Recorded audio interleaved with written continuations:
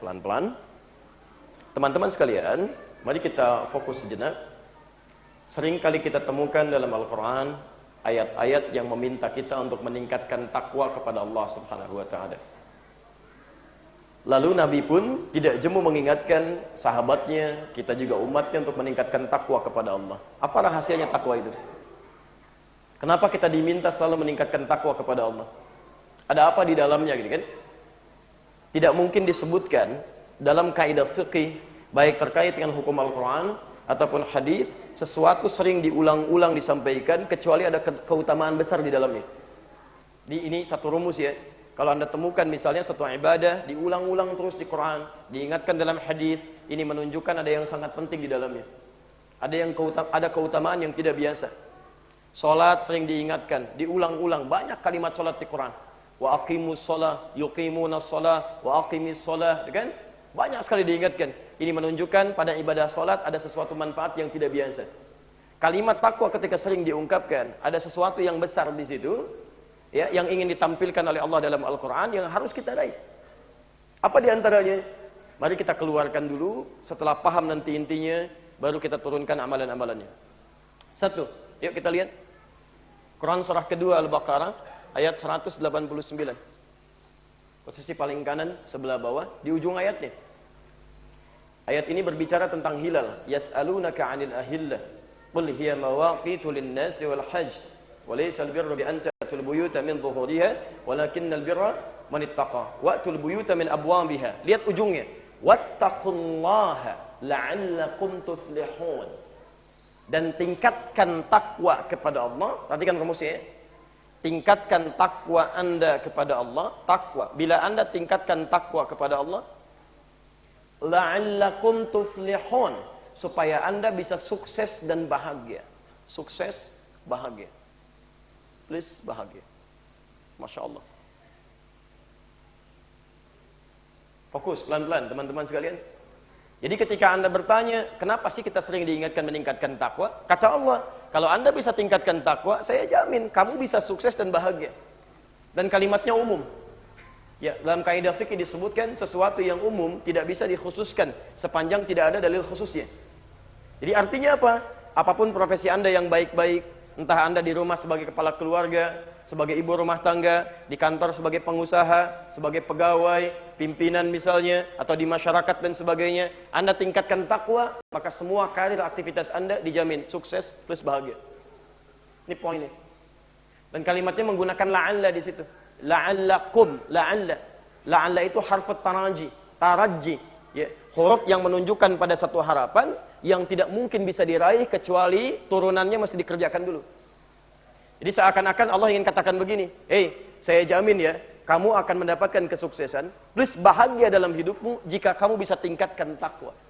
Anda tingkatkan takwa, maka jaminannya ini yang pertama. Jadi kalau ada seseorang di antara kita mengaku muslim, sudah beriman kepada Allah, tapi hidupnya seringkali bermasalah, pekerjaan bermasalah, di kantor bermasalah, di rumah bermasalah. Ada orang yang di kantornya champion, jadi juara, tapi di rumahnya mohon maaf, masalah tidak pernah tuntas. Kebahagiaan jarang diraih misalnya. Coba cek, barangkali persoalannya di sini. Paham sampai sini? Baik. Jadi kalau orang sudah takwanya bagus kepada Allah, maka ini insya Allah akan mudah untuk bisa diraih. Silakan lihat kisahnya sahabat-sahabat Nabi Sallallahu Alaihi Wasallam. Saat diajarkan oleh Nabi Sallallahu Alaihi Wasallam, bahkan alumni madrasah Nabi yang pertama di rumah Arqam bin Abi Arqam, ya, anak berusia 17 tahun, anak muda, pengusaha sukses, usia 17 tahun, masuk Islam yang ke-17, mewakafkan rumahnya di Bukit Sofa itu. Ya, maka di situ belajar 40 orang, termasuk beliau itu. 40 orang dikenal dengan as-sabiqunal awwalun. Demi Allah, pelajaran pertama yang diturunkan dari Al-Quran, pelajaran meningkatkan takwa kepada Allah Subhanahu wa ta'ala. Ketika takwa ditingkatkan oleh mereka, Masya Allah, keyakinan semakin kuat, kerinduan akan taklim semakin datang, diburu taklimnya walaupun taruhannya bisa nyawa. Begitu ketahuan bisa diinterogasi, bahkan bisa dieksekusi. Tapi mustahil ada orang bisa mempertaruhkan nyawanya untuk sesuatu, kecuali dia merasakan ada yang penting di situ. Ada yang bermanfaat untuknya. Karena mereka merasa, kok begitu ikut petunjuk Muhammad SAW, hidup saya kok semakin tenang. Ada kebahagiaan yang gak bisa dilukiskan, kan? Ada kedamaian yang gak bisa diraih dengan cara biasa. Makanya rela mempertaruhkan keamanan dirinya untuk mendapatkan ini bagian-bagian dari ajaran takwa Nabi sallallahu alaihi wasallam. Jelas sampai sini? Ini bagian yang pertama. Boleh saya hapus dulu? Alhamdulillah. Hapus dulu ini ya. Baik. Jadi pertama saya urutkan dulu.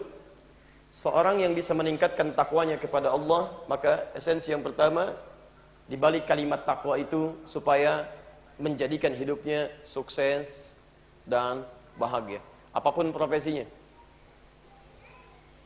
Ingat betul pesan Al-Quran ini ya. Al-Quran tidak menuntut Anda untuk mendapati satu profesi tertentu, tidak. Al-Quran tidak menginginkan Anda untuk jadi ustadz semuanya misalnya. Masya Allah, nggak ada. Saya nggak pernah temukan ayat di Quran semua orang Islam jadi ustadz, bisa kan? Kalau antum semua jadi ustadz, siapa jamaahnya gitu kan? Saya bisa pulang hari ini juga kan? Baik. Yang diinginkan cukup satu, Anda bisa soleh dan bisa takwa. Jadi apapun silakan. Jadi pengusaha takwa, ya. Jadi diplomat takwa. Jadi pengajar takwa. Jadi ustadz yang takwa. Karena ada ustadz yang nggak takwa, itu ada. Ada, jangan dikira nggak ada. Ada ustadz tidak takwa, ada. Ada ustadz yang cuma cari uang. Ada ustadz yang cuma cari popularitas. Ada ustadz yang cuma cari jamaah. Ada penghafal Quran yang zalim, ada. Dan ayatnya ada di Quran. Nanti kita turunkan. Jangan dikira penghafal Quran semuanya baik. Tidak. Ada yang salah niat untuk menghafalkannya sehingga salah outputnya.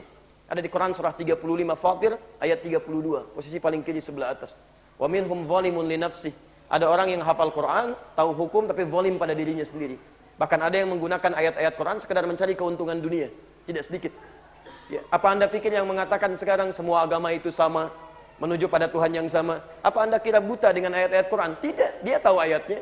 Dia paham ayatnya, bahkan dia jadikan ayatnya hanya untuk menguatkan argumentasi dari hawa nafsunya. Ada yang salah dalam dirinya. Jelas sampai sini? Baik. Teruskan dulu ya.